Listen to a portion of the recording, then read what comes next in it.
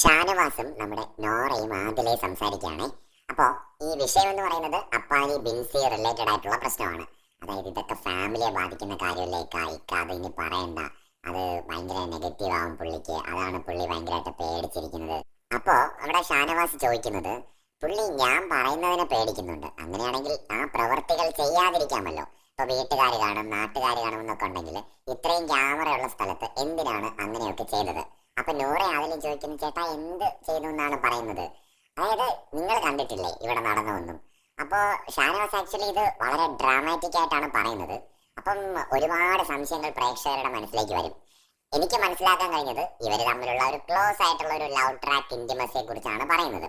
ആകെ ഈ ഷാനവാസ് ചൂണ്ടിക്കാണിച്ച ഒരു സംഭവം എന്ന് പറയുന്നത്, നമ്മുടെ ബിൻസി പോയ സമയത്ത് വീക്കെൻഡ് എപ്പിസോഡിൽ പോകുമ്പോൾ കാണിച്ചതൊന്നും നിങ്ങൾ കണ്ടില്ല. അതായത് ഉമ്മ കൊടുത്തതും ഹഗ് ചെയ്തതും ഒക്കെയാണ് പറയുന്നത്. അതൊക്കെ നാട്ടുകാർ കാണില്ലേ, വീട്ടുകാർ കാണില്ലേ, അത് അവനല്ലേ സൂക്ഷിക്കേണ്ടത്. അപ്പൊ അതിൽ ചോദിക്കുന്നുണ്ട്, ചേട്ടാ പോയ ഒരു കുട്ടിയുടെ ലൈഫ് ആ കുട്ടിയല്ലേ ശ്രദ്ധിച്ച് ഇവിടെ നിൽക്കേണ്ടത്.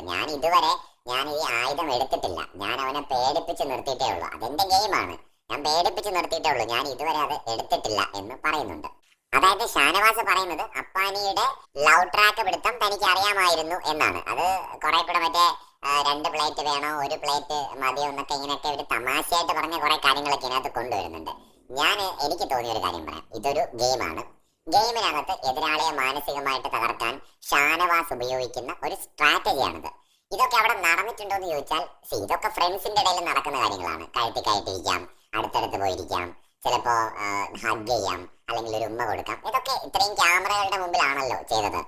എന്തെങ്കിലും തരത്തിലുള്ള ഒരു ദുരുദ്ദേശം ഉണ്ടെങ്കിൽ ക്യാമറകൾ ഉണ്ടെന്ന് അറിഞ്ഞിട്ട് അതിന്റെ മൂട്ടി പോരുന്നത് ചെയ്യില്ല. സോ ഇത് ഒരു കോണ്ടന്റ് ആയിട്ട് പോകട്ടെ എന്ന് കരുതി തന്നെ ആയിരിക്കാം ചെയ്തത്. ഒരു പോയിന്റ് എത്തുമ്പോൾ റിലേഷൻഷിപ്പ് ക്വസ്റ്റ്യൻ ചെയ്യുകയാണെങ്കിൽ എന്റെ അച്ഛനെ പോലെയാണെന്നോ ബ്രദറിനെ പോലെയാണെന്നോ തന്നെ ബിൻസി പറയുള്ളൂ. അതായത് എന്റെ ഏട്ടനാണ്, ബ്രദറാണെന്നൊക്കെ ഉള്ള രീതിയിലൊക്കെ അവിടെ സംസാരിച്ചിട്ടുണ്ട്. പക്ഷെ ഇത് അങ്ങോട്ട് പോകുന്നതിന് മുമ്പ് തന്നെ, വിടരും മുമ്പേ കൊഴിഞ്ഞു പോയ പുഷ്പം എന്ന് പറയുന്നത് പോലെ, അങ്ങോട്ട് പോകുന്നതിന് മുമ്പ് തന്നെ ബിൻസി ഔട്ടായി പോയി. അപ്പൊ ഇത് അങ്ങനത്തെ രീതിയിലൊരു ചർച്ച ഉണ്ടാവുകയോ ഈ ഒരു റിലേഷനിൽ ഒരു ക്ലാരിറ്റി ഉണ്ടാവുകയോ ചെയ്തിട്ടില്ല. വീട്ടുകാരെ സംബന്ധിച്ചിടത്തോളം, ഇത് കണ്ടുകൊണ്ടിരിക്കുന്ന ഷോയ്ക്ക് അകത്ത് നിൽക്കുന്ന ആൾക്കാരെ സംബന്ധിച്ചിടത്തോളം 2 ദിവസം കൊണ്ട് ഇവർ തമ്മിൽ ഇത്ര അടുത്തോ? കാരണം ബിൻസി അവിടെ പോകുമ്പോ ഇത്രയും ഇമോഷണൽ ആയിട്ട് ഈവൻ അനുവിന്റെ അടുത്തോ ഏതെങ്കിലും ഒരു വിമൻ കണ്ടസ്റ്റന്റിന്റെ അടുത്തോ പോലും പോയില്ല. ഭയങ്കര ഇമോഷണൽ ആവുന്നതും ജയിക്കണം, കപ്പ് കൊണ്ട് വരണം എന്നൊക്കെ പറഞ്ഞിട്ട് അപ്പാനിയുടെ അടുത്താണ് നിൽക്കുന്നത്. ഇത് കണ്ട പലരും മൂക്കത്ത് വിരൽ വെച്ചു, ഇതെന്താ ഇങ്ങനെ? അപ്പൊ അപ്പാനി പറയുന്ന അനുസരിച്ചാണെങ്കിൽ ആ 2-3 ദിവസം ഭയങ്കര അടുത്ത് സംസാരിക്കുകയും ഭയങ്കരമായിട്ട് കുറെ നേരം ഒന്നിച്ചിരിക്കുകയും ചെയ്തപ്പോൾ അവർക്കിടയിൽ ഒരു ഫ്രണ്ട്ഷിപ്പ് ബോണ്ട് ഡെവലപ്പ് ആയി.